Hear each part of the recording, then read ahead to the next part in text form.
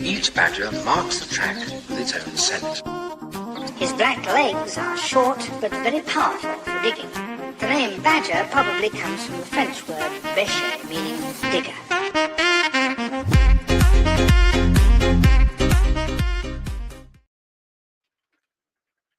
And hello, everybody. Welcome along another edition of the Cricket Badger podcast, 607, I think it is now, joined by Dean Wilson. Hello, Dean. How are you?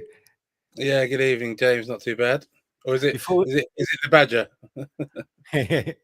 Before we get into the chat, thank you very much to the two sponsors of the Cricket Badger podcast at the moment, seatfrog.com, and also sponsored by Match Bingo as well. We'll talk a bit about them later, play their adverts as we go through. But it's a kind of bittersweet chat, this, because I never met Dave Lawrence, but I watched him a lot, and I had the impression that he was a larger-than-life, big, happy, gregarious fella who basically obviously suffered from motor neuron disease later in life and obviously passed away recently. But reading the start of your book, Dean, you knew him for a while.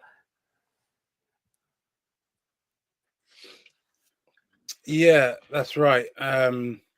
We had a relationship, I guess, that goes back about just over 10 years now.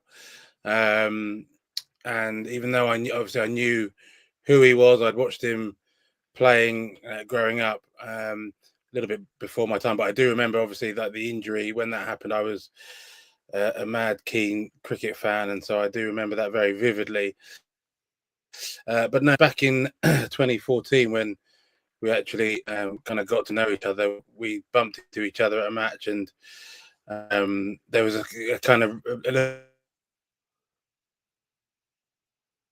Oh, you've broken up on me and frozen. Yeah, we... you're back. Sorry. You're back. That's okay. You're back. Okay. Yeah, so there's a little bit of recognition just as we bumped into each other and just got chatting. And I was very much taken with his size, his muscles. He was kind of, in his bodybuilding phase, or rather just finished, I think, the competitive bodybuilding. And I was just so taken with it and asked him, how on earth he got to that size. And he told me all about it, told me about the success he'd been having in bodybuilding. And I thought, goodness me, this is absolutely fascinating. I had no idea. And, I thought to myself, if this is news to me, I'm sure it's going to be news to a few other people. So I asked if we could do a story about it. He was happy to, and then we spent a really fun afternoon in London where he kind of told me all about his second life, as it were, on the stage, or his second sporting life, I should say. And then our relationship, grew from there. But I think the word you use, gregarious, is absolutely spot on, because from that afternoon in London, he was just full of life and such a warm character. I really enjoyed spending time with him, right up until the end. It was quite I went away on holiday, and your publishers very kindly sent me a copy of the book. And the first thing I picked up when I walked back in was your book, and it was the same day that it was announced that he died. So it was kind of, I opened this parcel having heard the news, and it was kind of his face on the front cover. It was kind of a bit of a surreal moment, really, that I opened that book on that day. But when he did the bodybuilding, he got proper big, didn't he? He really took that seriously. Yeah, he did. He'd always trained a lot. He'd always had a very impressive physique. He was a powerfully built fast bowler. He wasn't like a James Anderson or a Glenn McGrath, even, sort of stick thin and, very light on their way to the crease. He was a powerfully built man, charging in, and he worked out in the gym even as a player. He knew, or he thought that for the job that he was doing, that he needed to be strong, physically strong. And I think he was a little bit ahead of his time, actually, when it comes to sort of strength and conditioning that we see a lot of bowlers doing now. The gym is a friend of the fast bowler these days. And so, yeah, after he'd finished playing and obviously had that knee injury, he spent a lot of time in the gym. He loved it. He loved working out. He loved looking good. He had a little bit of an ego to him, as you can imagine. And he had some friends in the gym that he used to work out in who thought that he might be able to, make it as a bodybuilder, or be competitive, I should say, as a bodybuilder. He didn't really fancy it to begin with, but over time he continued working out and then went to go and support a friend of his at a bodybuilding event. And when he got there, he had a look around and thought to himself, well, hang on a minute, I'm in better shape than some of these guys who are supposed to be up there. I reckon I could probably do a good job. So that was what sparked the desire to really give it a good go. But once he did that, like any kind of athlete who understands discipline and what it takes to get to the top, that's what he did. And yeah, he worked really hard pumping the weights, but also with the diet, making sure that all those nasty carbs that I love so much didn't pass his lips. And yeah, he was a seriously impressive and understandably successful bodybuilder. I mean, you've interviewed a lot of cricketers like myself, and if you, the one thing that most of them have in common is that competitiveness. They are driven to try and succeed, and you don't lose that really. Once they've retired, they try and find something to substitute. And obviously, you found the gym and the bodybuilding. Yeah, definitely. It's so true. I think quite a lot of cricketers seem to find it on the golf course. That competitiveness, or paddle seems to be a new one that everyone's keen to take up. Most of them, whilst they're still playing as well, Dean, on the golf course. Yeah, exactly. Yeah, and that competitiveness certainly comes through. But yeah, look, I think you're right. I think whatever these kind of athletes turn their hands to, they kind of want to be the best. They want to prove themselves and get that constant sort of validation. I suppose there's it takes all sorts, and there are different characters and different character traits to everyone. Of course there are, and I guess it also depends on how good you were at cricket and how hard you had to work to get yourselves up to that certain level. But I do think it's those qualities that I touched on before about discipline and about a bit of ego, that desire to prove yourself. I think never leaves you. And certainly I think with Dave, whether it was his bodybuilding or even running his business, he took part in a few things, like not Tough Mudders. He took part in an event called the Superhuman Games, which he did with his son Buster. And that again is just all very competitive, wanting to beat everyone around them. So he took it all seriously enough, I should say. I don't want to speak to you, Dean, but I don't think I'm going to be entering that. The as a player, I can remember watching him, and he was kind of obviously a big man, but a big, powerfully built fast bowler who I think was a bit underestimated. He obviously played 5 tests for England. He was kind of just making his way in the team once he got that horrific injury. But I think as a player, maybe forgotten a little bit as how good he was. Yeah, I think that was part of the itch that he wanted to scratch with the bodybuilding, because I think he felt that there was some unfinished business when it came to his international career. He said to me right from the outset, actually, all those years ago when we met, that in his mind he always had 25 tests as a kind of benchmark level, where you could kind of really compare yourself. He said after 25 tests, well, if you played 25 tests, you had to be good enough to get that many games. So that kind of proved a certain level of quality. But then also it would give you a big enough sample size to actually show how good you were in comparison, to everybody else. And I think that was something that he really wanted and really strived for. And in the end, obviously fell well short of that. the injury was, denied him clearly at a time when he probably would have had a fairly decent run in the side. Although in the 90s, a decent run might have meant 2 games. Yeah. But he, there were a couple of incidents, beforehand. He actually made his debut in '88. In fact, he was first of all talked about as a potential England player in '85. He had a terrific season in '85. Gloucestershire finished second in the championship. Courtney Walsh, Syd, and Kevin Curran, as a pace trio at Gloucestershire, just kind of blew teams away. All took absolute stackfuls of wickets, and he was being talked about then as a potential England bowler. He said that there was still some conversations about who would sort of be the next Bob Willis. Bob Willis had retired not long before, and so that's when his name sort of first was connected with England.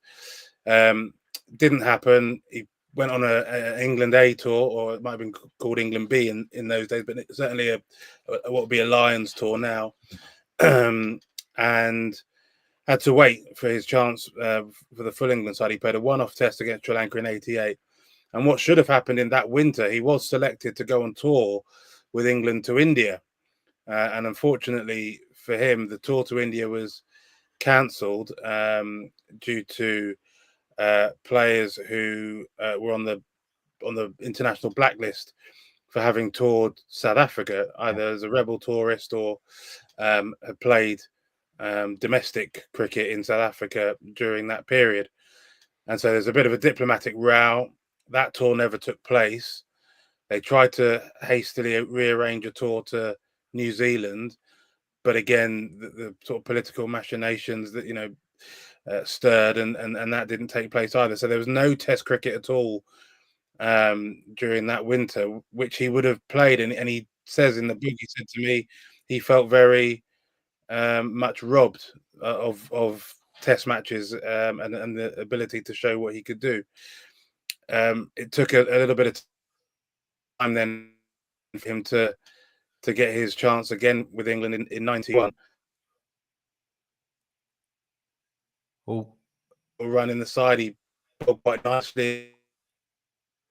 well, you just break it up again. So, Drop off and come back on again. I'll play an advert whilst you disappear. I'll play an advert, and then hopefully you'll come back on with a slightly better connection. You just dropping off for a second. You're watching the Cricket Badger podcast.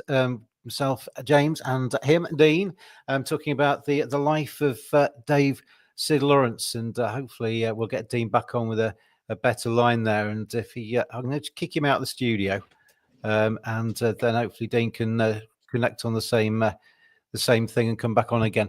But whilst we're waiting for Dean to come back, I will play you the advert for SYD'S.com, one of the sponsors of the Cricket Badger podcast. Thank you very much to them for their support of the pod. We all want a bit of that first class lifestyle, right? Well, with SeatFrog, you can travel first class on trains for a lot less. We're talking up to 60% off first class tickets using our upgrade options. Think eBay, but for train tickets. Win your upgrade and you can enjoy food, drink, and a whole lot of legroom. Forgot the alcohol. It's beyond simple to sign up and start bidding. Just download SeatFrog and upgrade your ticket today. Good news, Dean's back and he's moving, and you can also get good news by getting using the code CricketFrog on SeatFrog.com. Book your train tickets. If you're going to the cricket, going anywhere, you can use SeatFrog to book your tickets. You can also get cheap upgrades to first class as well. And if you use the Cricket Frog code, you can get £5 off. So I mean, why not? Do it now. Anyway, well, don't do it now. Stay and watch us for a bit, and then do it after this. But in Syd's voice, the extraordinary life of Dave Lawrence, and doing by Dean Wilson to talk about it. The author, would you call you co-author? Author? You're on the front cover. Yeah, I mean, ghostwriter probably would be the term I'm most comfortable with. I've done that for a few players over the years, but to be fair to Syd, he very much felt it was a collaboration between us, and yeah, I'm very happy to take the second billing under him. When you agreed with him to do the book, had he had his diagnosis by then? No, not at all. We actually talked about doing the book when he was fit and healthy. No problems. He'd been thinking about it for a while, and sort of said to me, he said, "Look, I think I've had quite an interesting life. There's quite a few sort of stories to tell, and beyond just even the cricket, the injury, the bodybuilding, and running a nightclub for 20 plus years." And so I was kind of captivated. Really, I wanted to know a bit more. I was immediately happy to kind of get involved. I thought that as the first British-born black cricketer to play for England, he was an absolute pioneer, and a bit of a trailblazer. So I thought that it would be an important story to tell, one that I'd certainly be interested in, and I was sort of privileged and honoured that he asked me. So that was before, well before his diagnosis, a couple of years beforehand. And we just, we were taking our time because we thought we had, all the time in the world. Yeah. So we were just kind of, we'd got to the stage where I had chapter outlines. I had written a sample chapter. I'd written a synopsis, all the things that you kind of need to get publishers interested. And we were actually just kind of at that point of sending it out to publishers. And then before the diagnosis, the diagnosis isn't just a kind of, one day everything's fine and then the next day you've got MND. It was, the symptoms started, popped up little by little. And so he had gone in for a knee replacement of the same knee that he'd injured in New Zealand. And what caused or what prompted the tests and the road towards MND was the fact that he hadn't recovered. He wasn't recovering from that operation, which is a straightforward knee op. Thousands upon thousands are done, every year, and huge success rate. And he just wasn't recovering from it, and that was the sort of the start of this journey. And so we kind of we put things on a pause as far as the book went, because we were both sort of curious to sort of see what would end up happening. And then actually I spoke to him, so it was kind of January, February, that sort of time in 2024.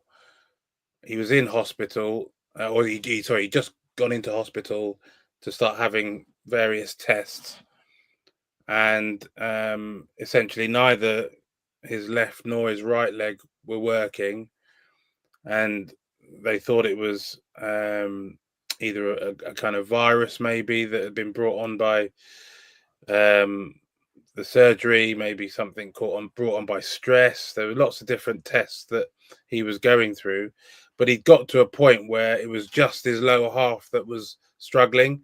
His fingers, his hands, his head, everything from the waist up was fine. And he kind of told me about his frustrations and how annoying, but he sort of said, well, if I'm going to have to if I'm in a wheelchair or I need to help walking, for the rest of my life, then, so be it. But at least I can kind of live with that. And it was a few months later, having gone through a whole range of tests and more tests, and essentially eliminating all other possible options. Then in June 24, he got the news that it was MND. And MND, when I think back to it now, that's what he had, and it kind of everything fits. But we never mentioned that. That was never, and that just wasn't a topic of conversation. And so when he told me, it did come as a surprise and a hammer blow, but obviously not as much as it was for him. He describes getting the diagnosis. That's the first chapter in the book, getting the diagnosis, and it's deliberately kind of slaps you around the face because that's what happened to him. It was the most devastating news anyone can receive, and the circumstances around it as well were pretty tough. So, yeah. I mean, obviously, it's been in the news, isn't it? In the sporting news with Rob Burrow, Doddy Weir, the Scottish rugby player as well. There's been a number of people with MND, and it's just such a cruel thing to have, isn't it? To kind of just rob you of your body, basically, and then it doesn't. You just described the timeline there. Not long from the diagnosis to his death, was it? No, not at all. Just a year, really. And there are different, and this is part of the money that's being raised for MND research, and there are different, I guess, kind of types of MND, or some MND patients it's very aggressive, and it takes them very, very quickly. Others, it can be years, can be quite a long period of time. The average is 3 years from diagnosis. So obviously within that, you've got some really long periods of time, and in Syd's case, I think a year is really, really quite short. He knew. I mean, that was the thing. You mentioned Rob Burrow, Doddy Weir. He knew exactly what this diagnosis meant because of Rob Burrow, and he mentioned him a few times to me because he knew how things ended up for him, and the kind of the shell that he became over time. We saw those images, obviously, of Kevin Sinfield carrying him over the finish line of one of his marathons, and that story was told very compassionately and very thoroughly by BBC and others. And so Syd was very much aware of what was ahead for him, what was coming. The interesting thing about it was that in those early days after the diagnosis, and I spoke to him, and he was absolutely devastated, as I said. And some of his thoughts, or the way that he thought about the future was quite negative and despairing, which is totally understandable reaction. But then over time, just the character, his character that kind of came through, the defiance, the sort of the champion mentality, where actually he was then kind of, rather than be sort of defeatist and look at how he might end up, he was then determined to make the absolute most of the time that he had, and actually then try and use his position, his platform, to do what he could for others, to raise money for MNDA, Motor Neurone Disease Association, the Cricketers Trust, PCA Cricketers Trust, which two charities that really supported him, and I should say that money from every copy of the book sold will be going to those charities.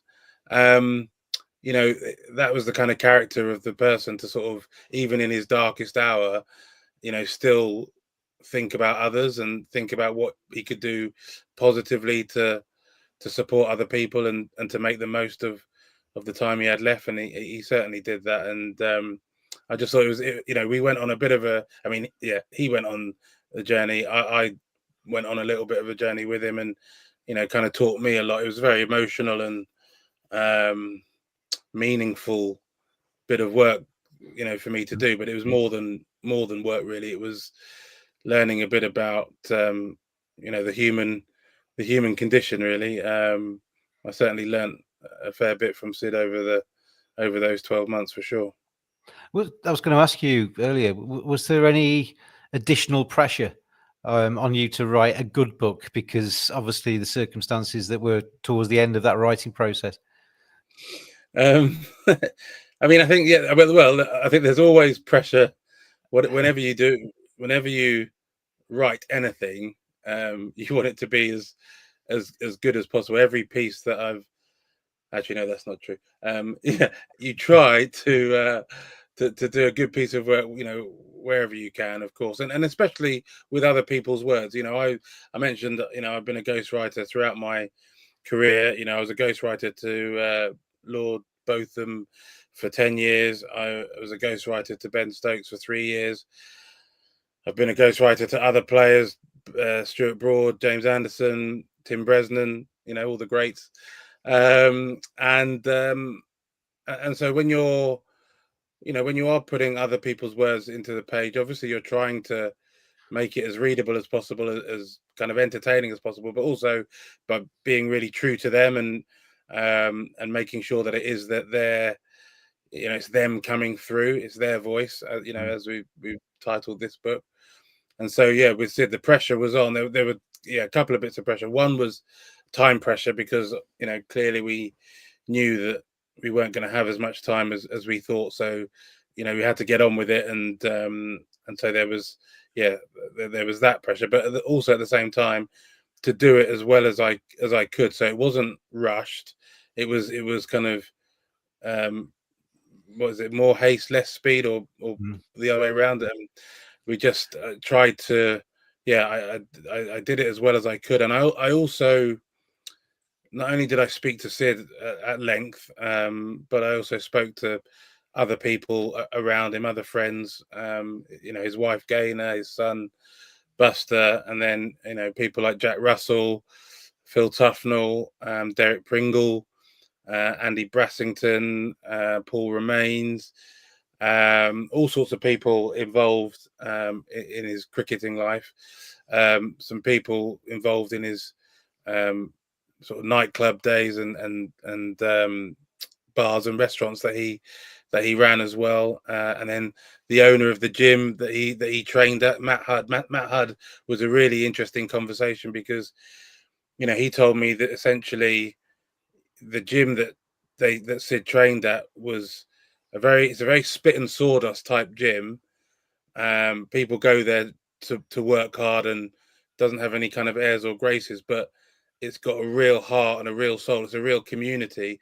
And Matt said that was down to Syd. Syd was the beating heart of this gym, which I thought was, really instructive, again, as to the character and the personality of Syd, that he was someone around whom others could coalesce, that he was a kind of inspirational figure that people wanted to gather around. So I feel as though I did everything I could to make the book as good as it could be, but obviously as quickly as possible as well.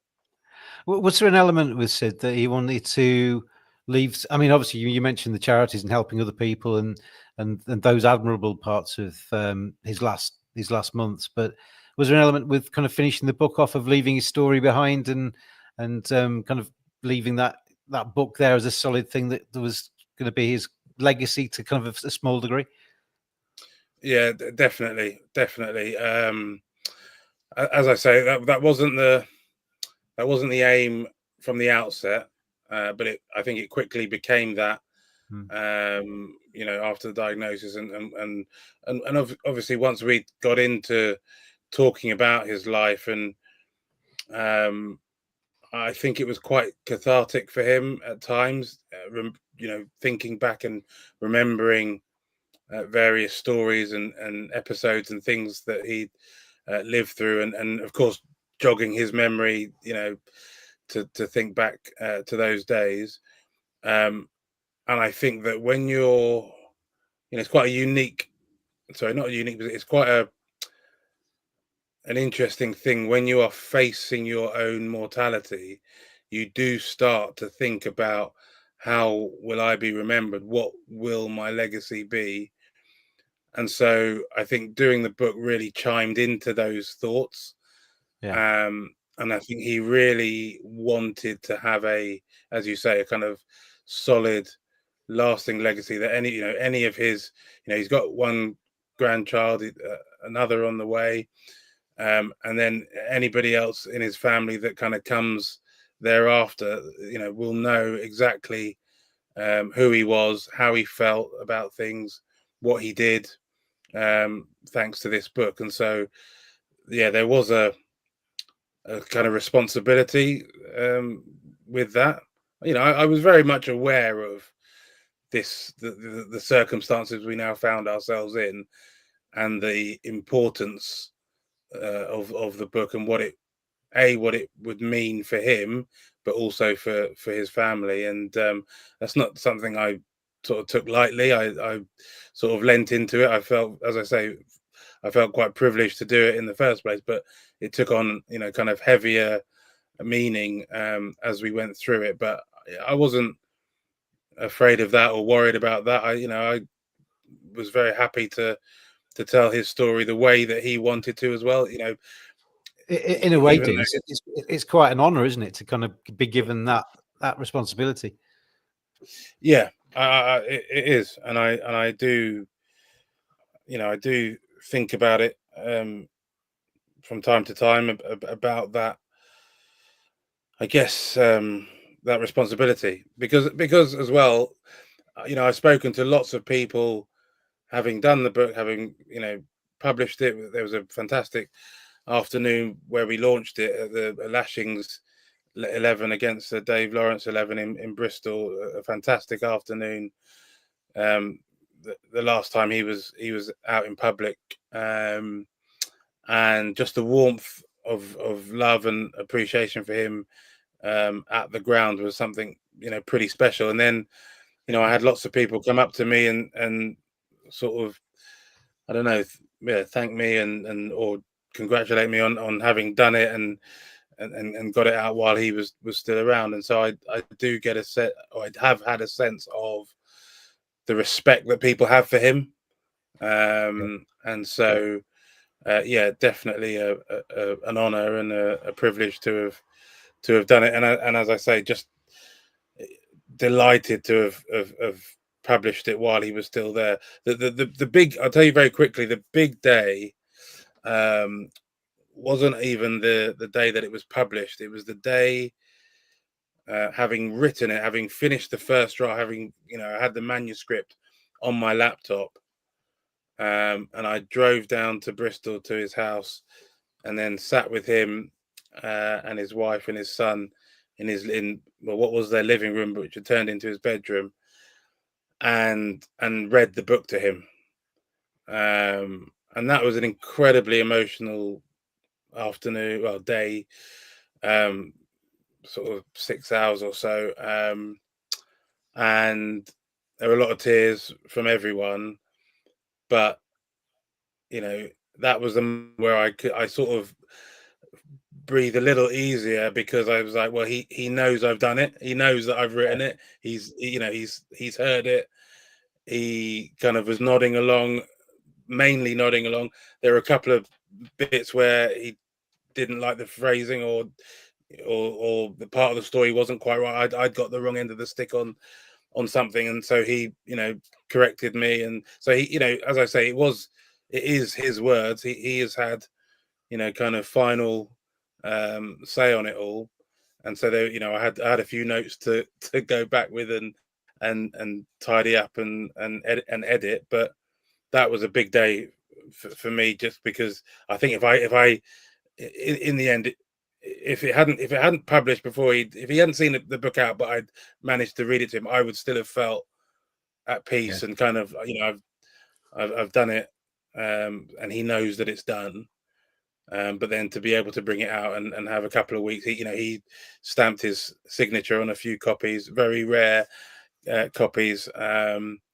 So yeah, the couple of weeks that we had with it was very special. I was thinking what you've been talking about.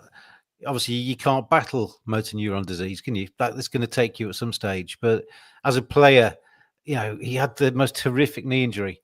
People talk about the sound of it kind of almost reverberating around the cricket ground, because his knee just kind of cracked, didn't it? And that absolutely, well, it ended his career. He tried to get back, but he ended his career. But as a player, you get injuries and you can try and fight them and rehab and do all the rest of it. Motor neuron disease, you can't do anything about it, can you? He's going to beat you at some stage. It's a different challenge Yeah, altogether, isn't it? yeah, completely. And I think that's the battle, if you want to call it that, isn't with the disease. It's with coming to terms with the disease. That's the battle. And I could see it in him, as I said to begin with. It was so devastating. He couldn't really talk on the phone because he was in tears. The first two or three conversations, or the first two or three times we spoke on the phone after diagnosis, we couldn't have a conversation because he was in tears. And then bit by bit, the realization of what's coming, and as I say, trying to come to terms with that is the fight, really, and that is the battle. And it was a battle in the end that he won, because he did face it. He faced it really bravely, with real purpose. Knowing full well what was coming. And that those are the things that I will take. I said that I learned a lot through that experience, and I think that was probably the most important thing, was just the way in which he faced up to it. Was so impressive. And one of the loveliest things I saw, Dean, was the T20 Plus final. And James Bracey taking the trophy. I mean, James has been on this podcast. He's a nice lad. But what he did that day was lovely, wasn't it? And giving it to Syd in his wheelchair. And there was genuine emotion there, wasn't there? He was the proud Gloucestershire player, and that meant something to him. Yeah, absolutely. And I think that moment will, I've called it iconic, really. That image of James with Syd, and it was really touching moment. But both of them had tears in their eyes, both of kind of joy, because Syd was so proud of the players. He really enjoyed that day. He got there, and it was a bit of a it was a bit emotional, because he actually went out onto the outfield between the first and second games, as part of the sort of PCA's fundraising on the day, and that would have been the first time. He knew that would have been the first time that a lot of people would have seen him in the wheelchair, and I think a few people would have been shocked to see his condition. And he was, as I mentioned right earlier on, he had a bit of an ego, and so he was a little bit, he worried about that. But he went out, did it, and then enjoyed, the next game and the final from one of the boxes. And he was full of pride. He put it all. He'd been a player. He'd been out there representing Gloucestershire. Knows what it meant. That's his club, Gloucester man, born and bred. And so to see the team do so well, win that trophy, also to do it under Mark Elaine as the head coach, really great friend of Syd's, teammates together, and then they've kind of supported each other, through Mark's coaching career. So to see Mark bring a trophy back as head coach, and for James Bracey to bring it up to Syd, and it was a very natural and kind of organic thing. It wasn't planned.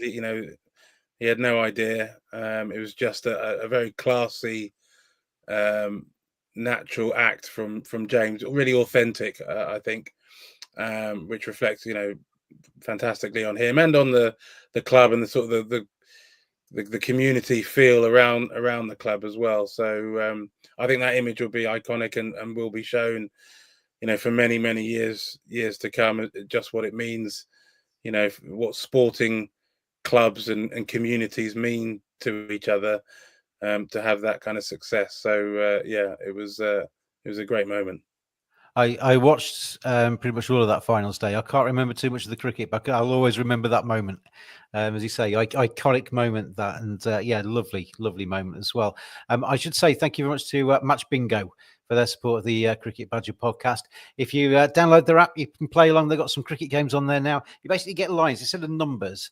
You get events that might happen in a cricket match. You get a line, or a full house, and you can win some money. Gamble responsibly, and quote cricket 200, and you will get whatever deposit you put in. It will be trebled, basically 200% added to your initial deposit. So Match Bingo, thank you very much for your support of the Cricket Badger podcast.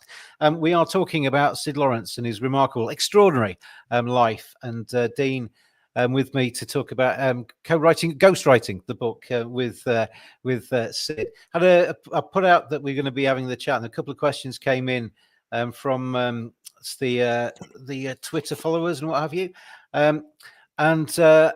Aklak says, prior to his diagnosis, did Syd feel forgotten by the game and the ECB? At times, yes. Yeah. He sort of fell away a little bit, fell out of love with the game a little bit. After, he was self-aware enough to know that the way things finished with the injury, the way things initially finished, well, they finished twice with Gloucestershire. They finished initially after he had the injury and then tried to come back. He actually did the injury again a year later, so he snapped, he split his kneecap twice. And then when he came back in 1994, he was told by John Bracewell, who was the coach, that they were going to move on. Didn't really think that there was a place for him in the squad, but he didn't want to. He didn't want to be told that. He was pretty stubborn and wanted to do things his way. So he tried to kind of fight for a spot, but he wasn't the bowler that he was before the injury. And so actually things ended slightly acrimoniously at Gloucestershire initially, not kind of on his own terms. And then he obviously went away. He'd started his first bar called Boom Bar in 1996, just after Euro 96. And then he played at some charity games for John Paul Getty's 11. And there's a really good story about his relationship with John Paul Getty, which I'll encourage people to read. And then he sort of thought, well, maybe there's a little bit more left in the tank, and he did in the end come back and play a handful. I think he played 3 more first class games in 1997. It's quite interesting because I tell the story in the book. He played against Surrey, and he bounced Mark Butcher out twice. Had him caught hooking down at long leg, and Butch was at Headingley when Syd passed away, commentating on the England-India Test match, and actually told the story on air about when Syd came back and had him caught hooking, which was lovely. And so yeah, sorry, I've lost my train of thought where I was going with this, but yeah, a bit removed from the game. I imagine it as well. Yeah, falling out of love. Yeah, so yeah. having left the game in 97 properly, he did say that he trained as a professional trainer, as a personal trainer, and he was qualified as a kind of what you might call a strength and conditioning coach. Yeah. And he did try to find work in the professional game using those skills, wrote to every county and got nowhere. And I think that was the sort of thing that kind of had him feeling a bit forgotten, unloved, however you want to put it. And so, yeah, it answers the question that there was a little bit of that. But in the end, being made president of Gloucestershire in the last 3 years, really kind of brought him back into the game, and I think he was very much kind of part of it again by the time he passed away. Which is right, isn't it? It's good that happened. Simon, who's a regular tweeter to me on the old X now, as it's called. What was Syd's best ever game and why? And he also says it's a follow-up question. I'll tell you what, I'll let you answer that first. Best ever game and why? I think he will say the best ever game was the Test match at the Oval against the West Indies, the last game of that series. He took 5 for 106 in the second innings, and he took the wicket of Sir Viv Richards, the last ever bowler to take his wicket in Test cricket, which had a huge amount of poignancy to him as well. But that was his one and only 5-wicket haul for England, in a Test match, and I think kind of provided the sort of confirmation that he belonged there, and his career could have taken off from that point. There were some other county games. He took 7. I think his best wicket haul was 7 for. I think it's 7 for 47 off the top of my head. I'm just trying to think back. Some of the games that he played, he always said that he tried to raise his game. Well, not tried to raise his game. He often raised his game when he played against Somerset, played against Viv, because he was his hero and a bit of a mentor to him, and he's like a big brother, really. He just wanted to show. He was my hero as well, Dean, but I never got him out. And he did have some success against him. He had some difficult times against Yorkshire, mainly. Hold that thought, because the next question is coming on to that. You were right, by the way. The 7 for 47, bang on. You are. Syd Lawrence is your specialist subject on Mastermind. You've got at least 1 point there. Simon continued with, and sadly, it's impossible not to mention the racism he received. Have we learnt anything or made that much progress? Would be very interested in yours and Dean's thoughts. I read the bit on the chapter on racism, and there was a little follow-up bit later on in the book where he mentions it again, and it didn't surprise me where he experienced it. I'll just leave it. I'll leave it there and kind of dot and let you carry on. Yeah. It was the main. Well, there are several episodes throughout his career, throughout his life, really, unsurprisingly. The first one he has talked about before, about a teammate leaving a banana outside his door, knocking on the door and leaving a banana there for him to find on his first away game for Gloucestershire Seconds. But the most kind of impactful, I think, or the day that he says was the worst day that he ever had on a cricket field was at Scarborough in 84, I think it was, where he and John Shepherd were just given dogs abuse by the fans, who could, felt fairly emboldened to say whatever they wanted to. He kind of put it down to the fact that Jeff Boycott, they'd come to see Boyks put on a show, and he'd got run out fairly early on in the innings, they got more and more inebriated and more annoyed, and essentially took their frustration out on him and John Shepherd. And he just said sort of 3.5 hours in the field, being called every sort of name under the sun, and the worst kind of names. And he said that it was so bad. David Graveney, the captain, tried to protect him and bring him into didn't leave him out on the boundary, brought him into the field, into the ring. But of course, the ball gets hit past you, you've got to chase it out to the boundary. They're still going to get you. So that was a tough day. It reminded me, I just watched the Serena Williams documentary on I don't know which platform it's on, but she played a tennis tournament at Indian Wells when she was only young. She was a teenager, and she got absolutely, it was like almost 99% of the entire stadium was basically giving her racist abuse and booing her. And there was one person in the crowd who basically said, "Come on, Serena, you better, you can do this." And she tuned into that voice and she won that match. But she didn't go back to Indian Wells as a tournament for years after that. And Syd didn't go back to Scarborough for about, was it 7 or 8 years after that incident? But he didn't have such a happy return, because when she went back, it was kind of like everybody was really nice to her, but it wasn't quite the same for Syd, was it?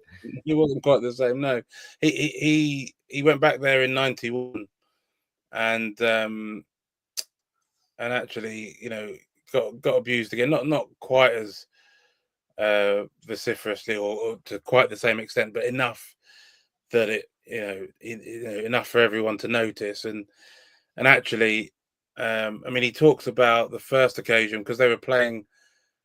When they played the game at Scarborough, it was a Sunday league game. It was a one-day game in between the championship match or just before the championship match. And so after it happened, I want to say Johnny Bairstow, but it's not Johnny. David Bairstow, Johnny's dad, went into the changing room to see Syd and effectively apologise for the abuse that he'd got, and how they were sort of ashamed of the fans, and didn't want him to, well, just went to apologise and to express their sympathy and their empathy.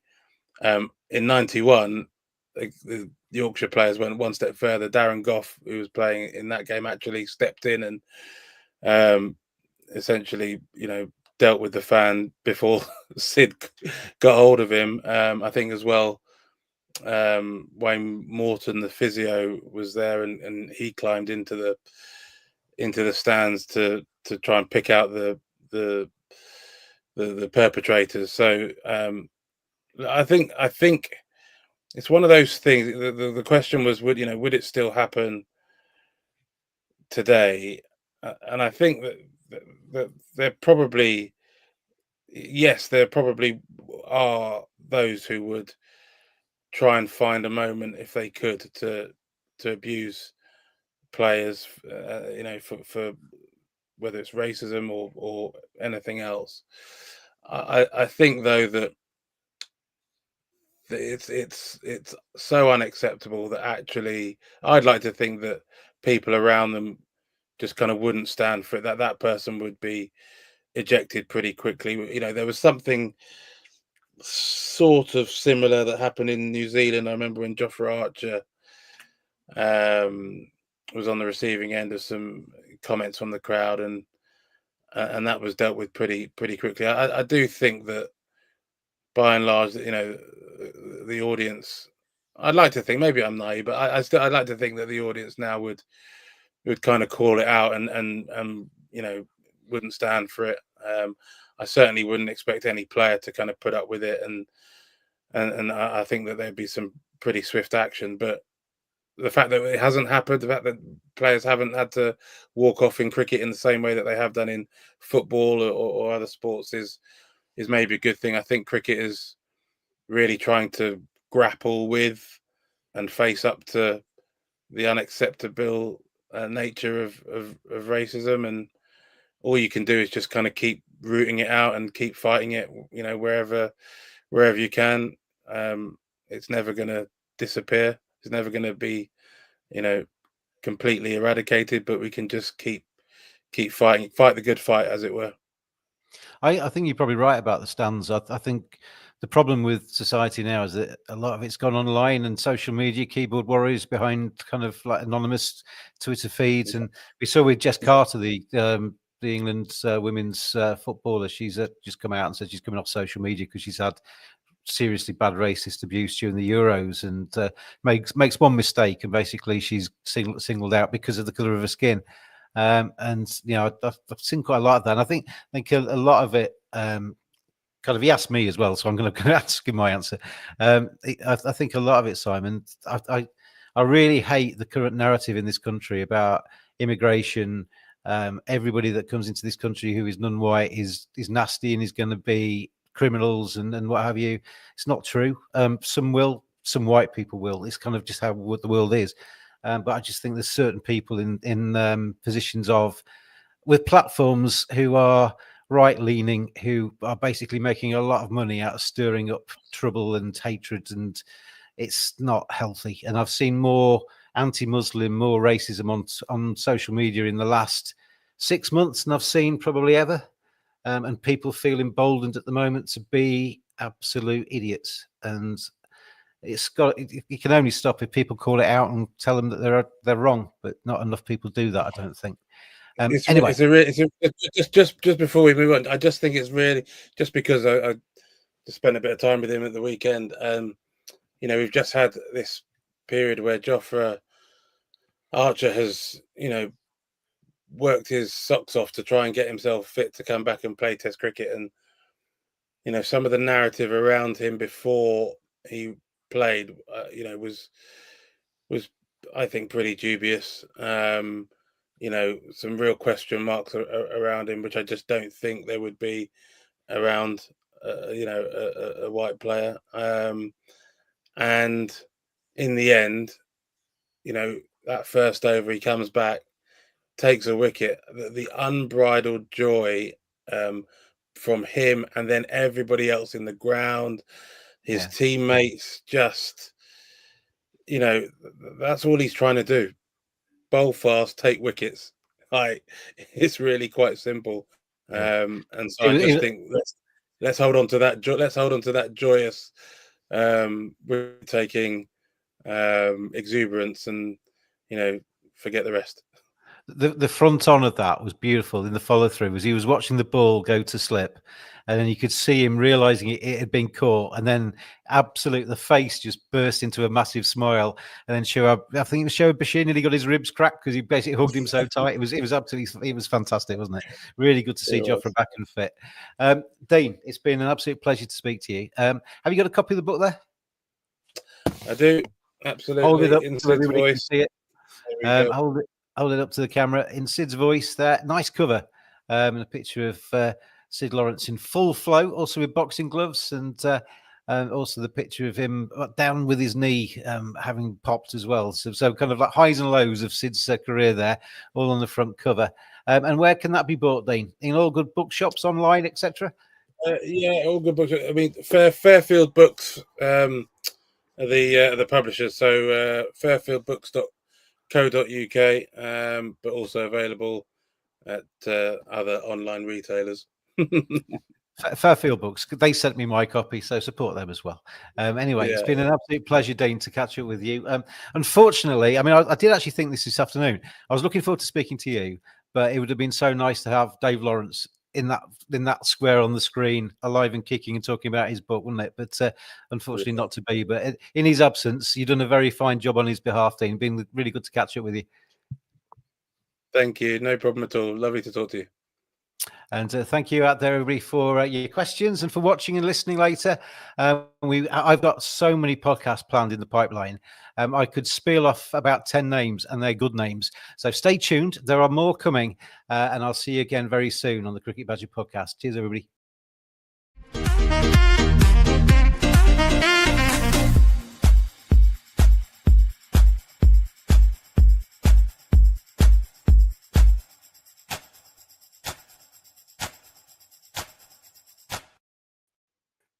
Thank you, mate. That was good. No problem.